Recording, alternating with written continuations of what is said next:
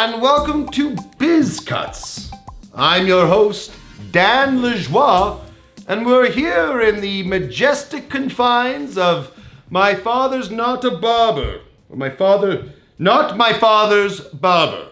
Okay, my guest for this evening is Amanda Bernardo, who comes to us from the Canadian School of Public Service and Digital Academy. She's a children's author and the volunteer extraordinaire Canadian. Would that be fair to say? Yes. Good summary. Good. The word on the street is there's this thing happening out there called social media. What is it? So social media is an opportunity for people to connect online and to have a conversation, have a dialogue. So we used to do this back in the day by calling people or sending notes in the mail. Ooh, a boombox. Is it social media, yes or no? No. Now it's as easy as opening your laptop, picking up your phone, and sending a message, or being on a... This is a telephone. They used to come on a cord like this. Is this social media? Unfortunately, no. That's a platform and creating a profile for yourself to connect with people or communities or organizations, whatever it may be. So if I got this right, social media is connecting with people using technology.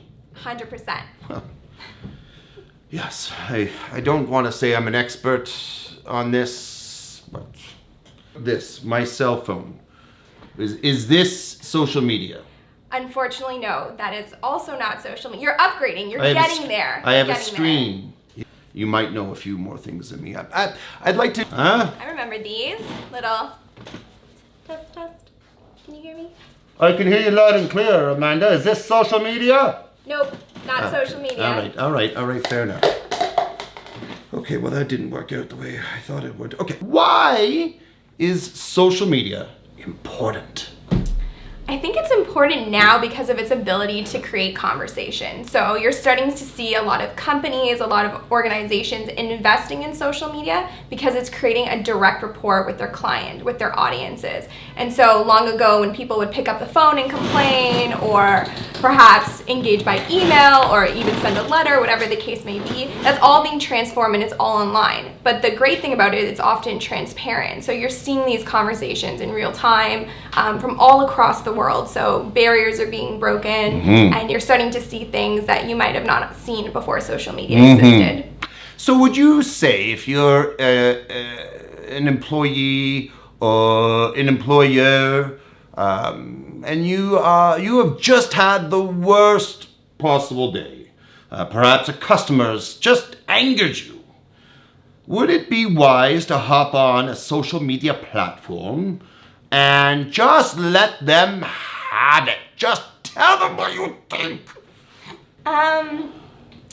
No. So professionally, there's two types of social media. There's the social media that you have because you want to connect with your family. It's private. You're sharing pictures of your dog, what you ate for breakfast, whatever the case may be. But then there's the different persona. There's the professional social media accounts that people are engaging on. So LinkedIn or Twitter.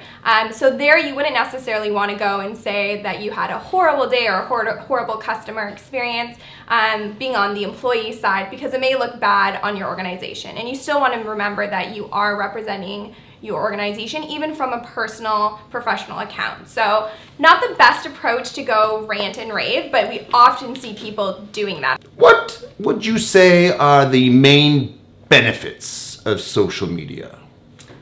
I would say the main benefits are definitely networking. So you're able to network across your own personal network within your organization or even your city, but also all across the world. So the other thing is the ability to access information. So people are sharing information a lot more quickly and a lot more readily on their platforms. So you can see things that you might have not have access to because your following is starting to share that with you. And so by building a good following on your platforms, you'll be able to curate the content you want to see. So I think those would probably be the biggest two, is networking and then access to information. What are some of the most popular social media platforms out there? Tinder, Grindr, MySpace. No. All right, Facebook. Facebook's a good one. So Facebook is almost seen as like one of the original social media platforms, and it's up there. It'd be one of the top social media accounts you would see people having today. It has its own movie. It does. Sort of. It does. And then, of course, there's this LinkedIn business. And I keep getting invites to LinkedIn all the time on my email. Tell us a little bit about LinkedIn.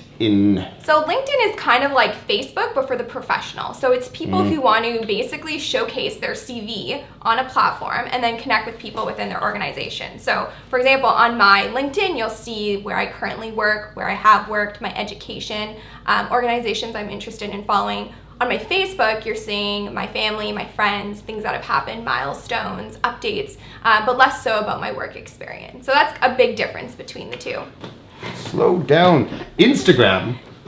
What is that? Yeah, so Instagram's another social media app, and it's more for the creative or visual user. So it's all about pictures. So people their feeds is pictures of their day, what they've done. You start to hear the concept of influencers. So these are people who have a really large following and who are using their social media platforms like Instagram to advertise a product or to represent a product. They're mind controllers, a little Svengali action. They're ambassadors. I think that would be a better word, ambassadors. Okay, well, tomato.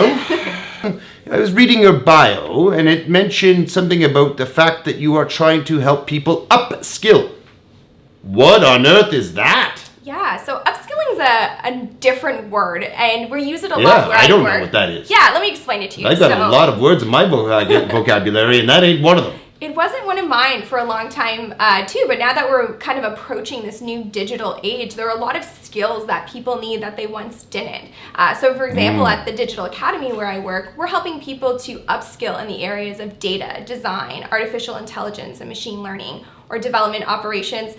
Words that may or may not be in your vocabulary right now, but these are new areas that can apply to the way in which we work. And so social media, for example, is kind of working its way into the upskilling world as well, because we want to use social media to engage with people. So we used to do that in person, but now we have digital engagement that enables us to kind of talk to folks, get their opinion, and use that to build our designs, build our products. And so that's kind of working its way into the upskilling route too.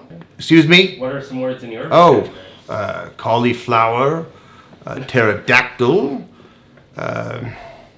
Don Johnson.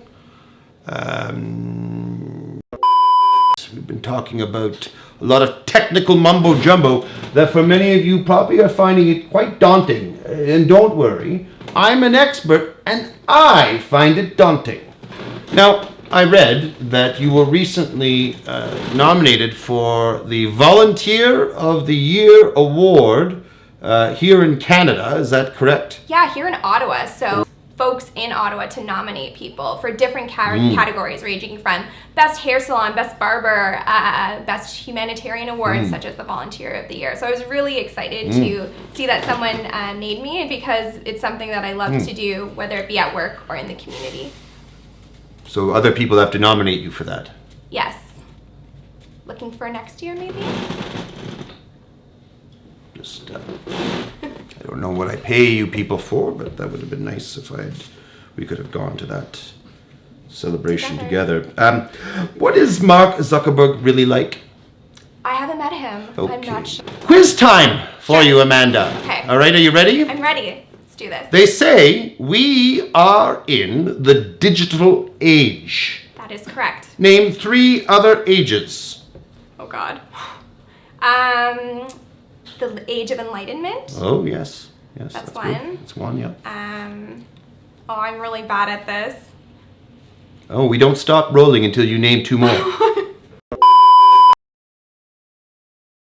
Now tell us about Little Voice. Yes. So Little Voice Books started in 2014. It's a social enterprise, so it ties in really nicely with the work I do as a volunteer. What is it? Okay, yeah. Let me explain. So social, again, is in that one. So a social enterprise is a company that uses its profits to give back into the community or into whatever cause. So for us, we donate a portion of all of our proceeds to the Alzheimer's Society of Canada and to the National Canadian Mental Health Association. Yeah, so nice. Yes. It's a great little project that I do on the side, and it's a way to kind of teach kids about different topics. So not teaching digital or social media yet, but concepts like growth mindset and mental health. What is the connection between mental health and social media? I think we live in a world now where we can see other people's lives really easily, or a version of their lives. Like my trip to Cancun. Exactly. And for me, maybe I really wanted to go to Cancun, and seeing that you have this wonderful life where you can jet set off to Cancun. And do cake stands. I could be very vulnerable to that and say, oh, I really wish my life was like yours. And so there's this challenge of how people perceive themselves, especially because not all accounts or not everything people put online is necessarily real, or it doesn't convey the true reality of their life. You never really see someone post a picture when they're sad, right? So it's hard to kind of live up to an expectation that social media sometimes creates. Right, so it creates an artificial reality. It can, yes, for sure. Fatima in Calgary, Alberta, Canada asks, what is a Rick roll? I have no idea. That was a dumb question, Fatima. Sorry, Fatima. That in 2019, the most searched term, according to my brother Gary, was the word hero. Why do you think that is? That is really deep. We're ending on a really deep note here. I think maybe people are looking for a hero. They're looking for inspiration. They're looking for someone to give them some advice or kind of a path to follow. Well, Amanda, let me tell you something. I think you're a hero for the work that you're doing. Thank I you. also think I'm a hero for the work I'm doing. I don't want to be immodest, but I think we're both heroes. Amanda, Bernardo, thank you very much you for so coming on to much. Biz Cuts. It has been an extreme pleasure. Thank you. Thank you. And thank you. Thank you.